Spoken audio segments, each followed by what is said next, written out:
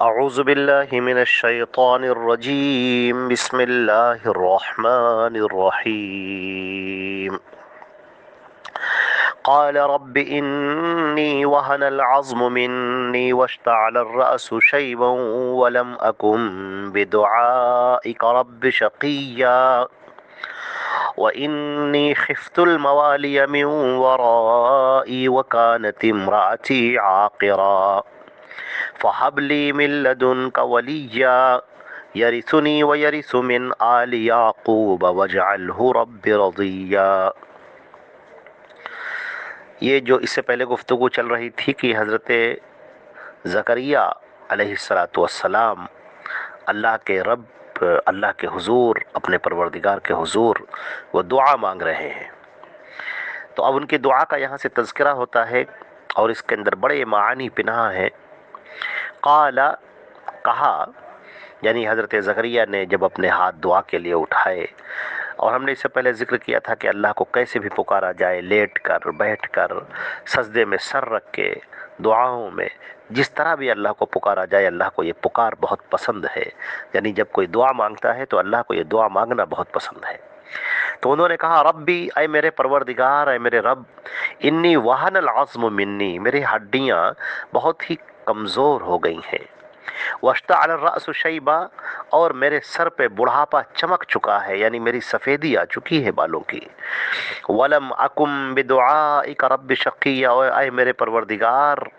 میں تجھے پکارنے میں کبھی بے نصیب نہیں ہوا، تجھے پکارنے کے بعد مجھے کبھی بدبختی کا سامنا نہیں ہوا، یا یوں کہہ لیں کہ اے میرے پروردگار، میں نے جب بھی تجھ سے مانگا مجھے ملا، میں تیرے در سے کبھی خالی واپس نہیں گیا۔ تو یہ جو فرمایا کہ قال ربی انی وہن العظم منی، اے میرے پروردگار، میری ہڈیاں کمزور ہو گئی ہیں اور میرے سر پہ بڑھاپا چمک چکا ہے، اور آپ سے دعا کر کے، دعا مانگ کے میں کبھی بدبخت نہیں رہا۔ اس کے اندر سب سے پہلے جو اللہ رب العزت کے سامنے اپنی بیچارگی کو ظاہر کیا ہے، یہ اللہ کو بہت پسند ہے۔ دعاؤں میں یہ بھی شامل ہے کہ پہلے جب اللہ کے سامنے جب بندہ جائے تو اپنی بیچارگی، اپنی کمزوری کا ذکر کرے اور یہ بتائے کہ پروردگار میں تیرا محتاج ہوں، میں سراپا محتاج ہوں، تو دیتا ہے تو میں پاتا ہوں، اگر تو مجھے نہ دے تو میں محروم ہو جاؤں گا، اور پھر اپنی حالت کا ذکر کرے۔ اگرچہ یہ بات صحیح ہے کہ اللہ کو سارے حالات کا علم ہے، سب کچھ معلوم ہے، لیکن بندہ جب اس کو عاجزی سے پکارتا ہے اور بندہ جب اس کے سامنے اپنی حالت کا اظہار کرتا ہے تو یہ اللہ تعالیٰ کو بہت پسندیدہ ہے اور بہت اچھا لگتا ہے،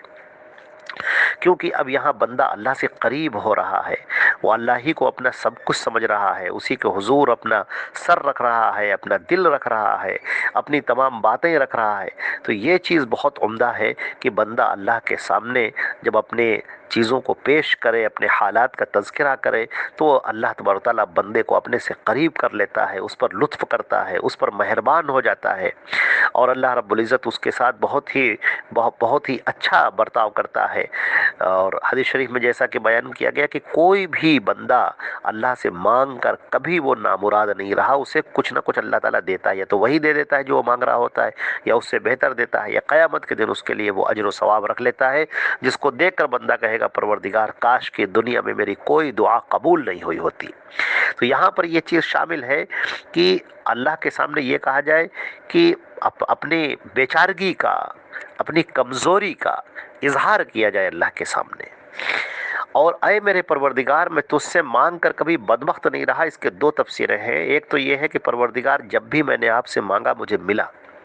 میں کبھی آپ کے در سے نامراد واپس نہیں گیا، اور دوسری بات ہے کہ پروردگار مجھے دعا کی توفیق ملتی رہی آپ کی جانب سے۔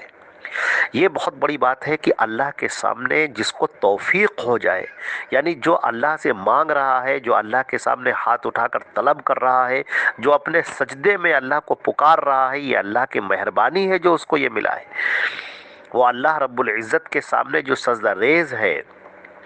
اور اللہ کے سامنے جو اپنے دل کا اظہار کر رہا ہے، یہ اللہ کی توفیق سے ہے، اللہ کی مہربانی سے ہے۔ اور ایک اور بات یہ ہے کہ نبی کریم صلی اللہ علیہ وسلم نے دیکھا کہ ایک شخص تھا جو دعا کر رہا تھا، یا ذل جلال والاکرام کہہ رہا تھا، یا ذل جلال والاکرام، اور یہ کہہ کر دعا کر رہا تھا۔ نبی کریم صلی اللہ علیہ وسلم نے فرمایا کہ یہ اس نام کے ساتھ دعا کر رہا ہے کہ اللہ ایسی دعا کو کبھی رد نہیں کرتا، یا ذل جلال والاکرام۔ اسی طریقے سے قرآن پاک میں بھی یہ سکھایا گیا ہے، سورہ اعراف میں آیت نمبر 180 میں، وَلِلَّهِ الْأَسْمَاءُ الْحُسْنَى فَادْعُوهُ بِهَا، اللہ کے بہت پیارے پیارے نام ہیں، سب اچھے نام ہیں، تو ان ناموں سے اس کو پکارا کرو۔ تو اللہ کو جو ہے اس کے اسماء حسنہ سے پکارنا یہ بہت عمدہ ہے، بہت بہتر ہے۔ یہاں پر آگے کی جو دعا ہے، وَإِنِّي خِفْتُ الْمَوَالِيَ مِنْ وَرَائِي وَكَانَتِ امْرَأَتِي عَاقِرًا فَهَبْ لِي مِنْ لَدُنْكَ وَلِيًّا۔ یہ آیت نمبر 5 ہے، اور بے شک میں اپنے پیچھے قرابت داروں سے ڈرتا ہوں، اور میری بیوی شروع سے بانجھ ہے، سو مجھے اپنے پاس سے ایک وارث عطا کر۔ یہاں پر حضرت زکریا علیہ السلام چونکہ بنی اسرائیل کے ایک عظیم پیغمبر ہیں، لہٰذا ان کو ڈر یہ ہے کہ کہیں میرے جانے کے بعد جو یہ علم ہے، جو یہ دعوت ہے، جو یہ تبلیغ ہے، جو یہ رسالت ہے، جو یہ اللہ کی توحید کا پیغام ہے، یہ کہیں ضائع نہ ہو جائے، میرے بعد جو لوگ آئیں وہ اس کو سنبھال نہ پائیں۔ اس لیے اے پروردگار، مجھے ان قرابت داروں سے اندیشہ محسوس ہو رہا ہے، اور میری بیوی تو بانجھ ہے، لیکن پروردگار مجھے ایک وارث عطا کر دے۔ آگے چل کے جو اللہ نے الفاظ فرمائے ہیں، جو حضرت زکریا نے جو دعا کرتے وقت کہا ہے کہ یرثنی و یرث من آل یعقوب،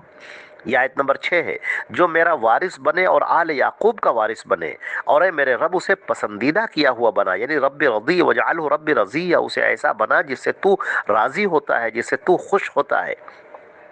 تو یہ بات واضح ہو جائے یہاں پر کہ یہاں پر جو موالیہ کے لفظ آئے ہیں، یہ مولا کی جمع ہے، اس کے معنی ہوتے ہیں قریبی رشتہ دار یا چچا کے جو بیٹے ہوتے ہیں۔ تو اب اولاد اگر نہیں ہے تو یہی وارث بنتے ہیں۔ تو حضرت زکریا علیہ السلام یہاں پر فرما رہے ہیں کہ اے میرے رب، اے میرے پروردگار، میں جب دیکھ رہا ہوں اپنے اس بڑھاپے میں، تو مجھے کوئی ایسا نظر نہیں آتا کہ جو میرے مرنے کے بعد بنی اسرائیل کی رہنمائی کا فریضہ انجام دے، اور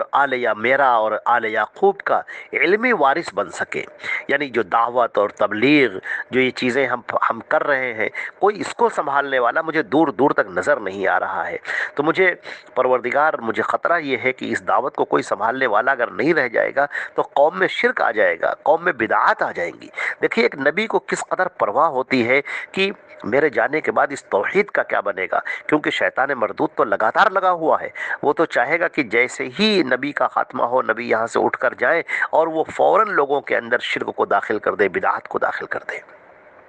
جو انبیاء ہوتے ہیں، جو نبی ہوتے ہیں، ان کی نگاہ بہت چوکنا ہوتی ہے، وہ ہمیشہ شرک کے دروازوں کو بند کرتے ہیں، بدعات کے دروازوں کو بند کرتے ہیں۔ لہٰذا ایک نبی کی فکر یہ ہے کہ پروردگار، میرے جانے کے بعد کیا ہوگا، اس بنی اسرائیل میں جو میرے عزیز ہیں، جو میرے قرابت دار ہیں، رشتہ دار ہیں، ان میں مجھے کوئی ایسا نظر نہیں آ رہا ہے جو اس کو سنبھال سکے۔ مجھے ایسا لگتا ہے کہ یہ سب لوگ دین کو بگاڑ دیں گے، اپنی منمانیاں کریں گے۔ جیسا کہ سورہ اعراف میں بنی اسرائیل میں سے کتاب کے وارث بننے والوں کا بعض کا حال ذکر ہوا ہے۔ چنانچہ انہوں نے یہ دعا کی کہ پروردگار مجھے ایسا لڑکا عطا فرما کہ جو میرے اس علمی ورثے کا، جو اس دعوت کا، تبلیغ کا، توحید کی تبلیغ کا، رسالت کا، یا اللہ جو اس کا صحیح وارث ہو۔ بعض لوگوں نے اس کو انبیاء کی دنیاوی جائیداد کی وراثت کی دلیل بناتے ہیں کہ میرے مرنے کے بعد جو یہ میرا مکان ہے، گھر ہے، اس کا وارث کون ہوگا۔ حالانکہ یہ بات بالکل غلط ہے، کیونکہ اس کے آگے کے جو الفاظ ہیں وہ یہ ہے کہ یرثنی و یرث من آل یعقوب، کہ جو میرا وارث ہو اور آل یعقوب کا وارث ہو۔ ظاہر سی بات ہے یہاں پر یہ مکان مراد نہیں ہے کہ مکان اور گھر کا وہاں پر وارث ہے، کیونکہ ایک جو نبی ہوتا ہے وہ نبی کا معاملہ یہ ہوتا ہے کہ وہ اپنے پیچھے یہ جائیداد چھوڑ کر نہیں جاتا۔ روایت ہے، بخاری شریف کی روایت ہے، نبی کریم صلی اللہ علیہ وسلم نے فرمایا ہے کہ لا نورث ما ترکنا صدقہ۔ یہ بخاری شریف فرض الخمس کا بیان ہے، باب فرض الخمس۔ حضرت ابو بکر صدیق رضی اللہ تعالیٰ عنہ کی روایت ہے کہ ہمارا یعنی انبیاء کرام کا کوئی وارث نہیں ہوتا، ہم جو چھوڑ جائے وہ صدقہ ہے۔ تو انبیاء کرام یہ نہیں چھوڑتے ہیں کہ وہ مکان اور جگہ اور باغ چھوڑ کر جائیں، بلکہ وہ علم چھوڑ کر جاتے ہیں۔ اچھا، اب جو لوگ یہ کہتے ہیں کہ حضرت ابوبکر صدیق نے فاطمہ رضی اللہ تعالیٰ کو باغ فدق نہیں دیا اور دوسری جائیدادوں میں ورثہ نہیں دیا، ان کو سوچنا چاہیے کہ انہوں نے آپ صلی اللہ علیہ وسلم کے چچا حضرت عباس کو اور اپنی بیٹی حضرت عائشہ کو اور دوسری ازواج مطہرات کو بھی تو حصہ نہیں دیا، اور دلیل کے طور پر یہی آیت، یہی حدیث انہوں نے پڑھی کہ ہمارا کوئی وارث نہیں ہوتا، ہم جو چھوڑ کر جاتے ہیں سب صدقہ ہوتا ہے۔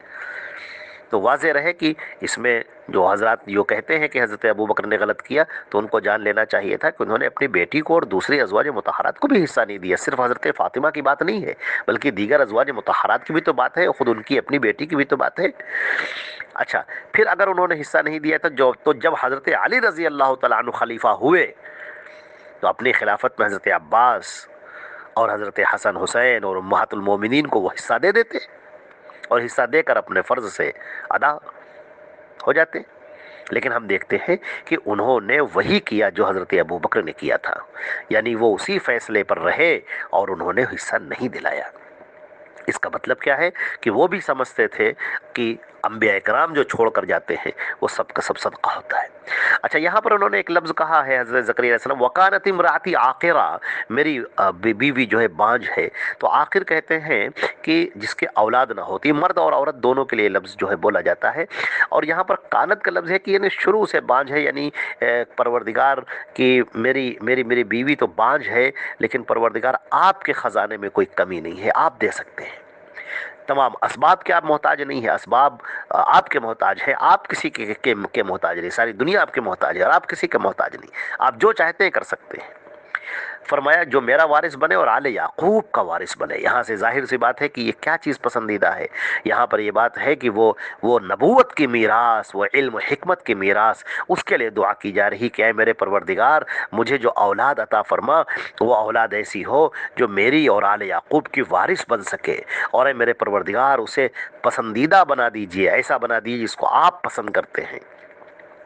بخاری شریف کی روایت میں ہے کہ اذا حب اللہ العبد نادى جبریل، جب اللہ تعالیٰ کسی بندے سے محبت کرتا ہے تو جبریل علیہ السلام سے کہتا ہے کہ بے شک اللہ تعالیٰ فلاں بندے سے محبت کرتا ہے، تو بھی اسے محبت کر، تو جبریل بھی اس سے محبت کرتے ہیں۔ پھر جبریل علیہ السلام آسمان والوں میں اعلان کرتے ہیں کہ اللہ تعالیٰ فلاں شخص سے محبت کرتے ہیں، تو تم بھی اس سے محبت کرو، تو آسمان والے اس سے محبت کرتے ہیں۔ پھر اس کے لیے زمین میں قبولیت رکھ دی جاتی ہے، ثم یوضع له القبول فی الارض، یہ بخاری شریف کی روایت ہے کتاب بدء الخلق میں۔ تو زکریا علیہ السلام نے اپنے بیٹے کے لیے دعا یہاں پر کی، تو ایک دعا یہاں پر ہے، اور ایک سورہ آل عمران آیت نمبر 38 میں بھی آئی ہے، سورہ انبیاء سورہ 89 میں آئی ہے، اور یہ ہر جگہ پر الفاظ اور معانی کا ایک خزانہ ہے، اور اللہ رب العزت نے وہ دعا قبول فرمائی، اور بوڑھی اور بانجھ بیوی کو اولاد کے قابل بنا کر حضرت یحییٰ علیہ السلام انہیں عطا کیے۔ سورہ انبیاء کی آیت نمبر 90 میں ہے۔ اللہ رب العزت نے اس دعا کو قبول فرمایا، اور حضرت یحییٰ علیہ السلام ان کے ہاں تولد ہوئے، جو بڑے عظیم المرتبت پیغمبر ہیں۔ اس سے بات معلوم ہوئی کہ اللہ رب العزت سے مانگنا چاہیے، اور دل کھول کر مانگنا چاہیے، اور وہ ہر چیز پر قادر ہے، اور اسی سے لو لگانا چاہیے، اور وہ اسباب کا محتاج نہیں ہے۔ اور یہ کہ اولاد کے لیے نیکی اور دینداری کی فکر کرنی چاہیے کہ وہ دیندار ہو، نیک ہو، صاحب تقوی ہو، صاحب ایمان ہو، اس کی فکر کرنی چاہیے۔ اسی سے یہ بھی معلوم ہوا کہ ہمیں اپنے گھر کا ماحول بھی نیک اور دیندارانہ بنانا چاہیے۔ والسلام علیکم ورحمۃ اللہ وبرکاتہ۔